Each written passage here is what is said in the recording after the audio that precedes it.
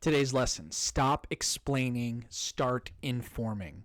Your bad boss questions your decision, so you explain it, you give context, you justify, you defend. 5 minutes later, you're still talking.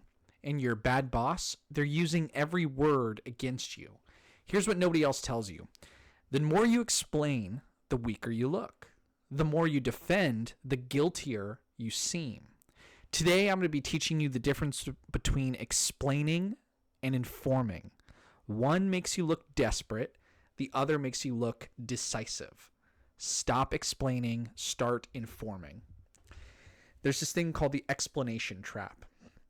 Plato, who I admire quite a lot, wrote in the Republic around 375 BC, distinguished between knowledge and opinion. Knowledge stands on its own. Opinion needs constant justification.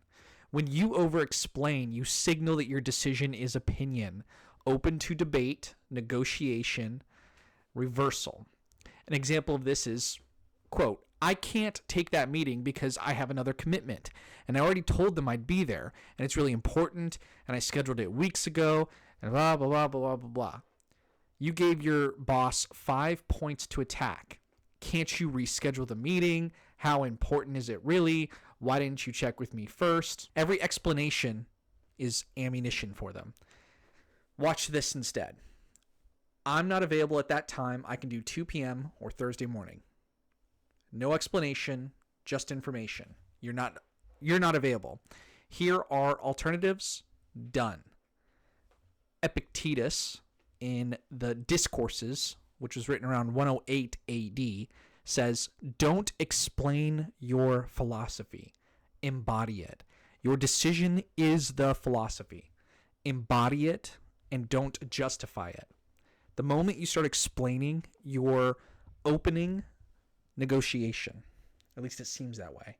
Bad bosses will smell weakness, and probably through their toxic behavior, they will push harder. What does information look like? Information is factual, it's brief, it's non-defensive. You are delivering information, you're not seeking approval. The formula here is that if you state the decision and then offer an alternative, if appropriate, and then you add on to it moving forward. You don't say, "I can't work late tonight because my daughter has a recital, my wife is out of town, and I promised I'd be there, and da da da da." Instead, you say, "I'm leaving at 5 today. I can finish this tomorrow by 9. Do you notice what's missing? The entire story. They don't need your story. They need to know what you're doing and what the solution is. This dude from a long time ago, in 170 AD, Marcus Aurelius, wrote Meditations. "Waste no more time arguing about what a good man should be. Be one. Be the person who leaves at 5. Don't argue about why." Another example here is your bad boss says, "Why didn't you include marketing on this email?" If you explain to them, "Well, I thought they were already looped in and I didn't want to bother them, and last time they said they didn't need to be on every thread," and watch this instead. This is you informing. "I can add them now. Should I CC or forward with context?" Solution, not story. The difference here, you move to solution immediately. Not defensive, no backstory, just forward motion. The reason why you over-explain, and I used to do this too, you over-explain because you're trying to prevent the other person from being angry. That doesn't work. There was this dude, Seneca, and he wrote in Letters to Lucilius around 65 AD, he said, "The mind that is anxious about future events is miserable."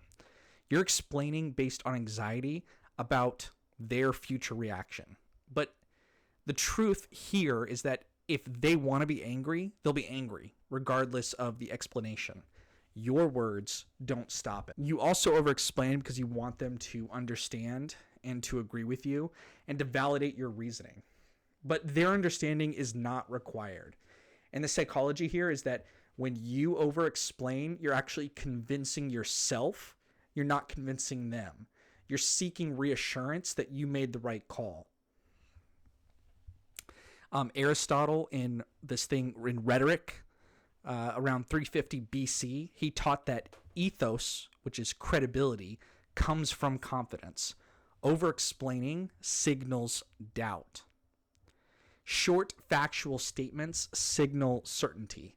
Even if you feel uncertain internally, your external communication should be clean.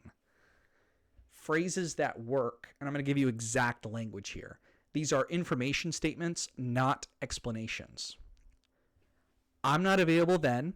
I can do it. Give them an alternative. Don't give them a reason. Just give them availability. I've decided to X. Not, I think, maybe, I was considering, decided. Past tense, done. Here's the situation. State facts. Here's what I'm doing. State actions. Information and solution only.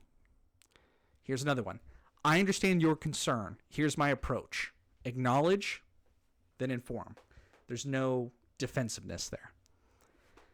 That doesn't work for me. Here's what does.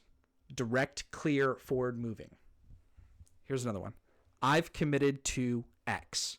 Commitment is not up for debate because it's already done. There is some nuance here. The nuance is there's a difference between over-explaining and giving them necessary information. If your bad boss asks what's the status on a project, they do need that information and you should give it to them. You don't need to add the reason it takes so long or that you're also going to be out on PDO and things like that. Like, you don't need to over-explain the reasons why. You just tell them that, you know, what you're doing, when you're going to be there, and when it's going to get done. Okay, tomorrow we're going to cover something on the power of I'll get back to you. It's a really good tool in your arsenal, and it's how you can buy extra time if you're ambushed with unreasonable requests. Today, you can practice one-sentence responses. You can cut your explanations in half, and just know you're not being rude. You're being clear and direct, and that is the difference starting today. I hope this information was valuable. If you comment, please comment below on what did you over-explain. Let's name it so that you can stop it. See you on the next one.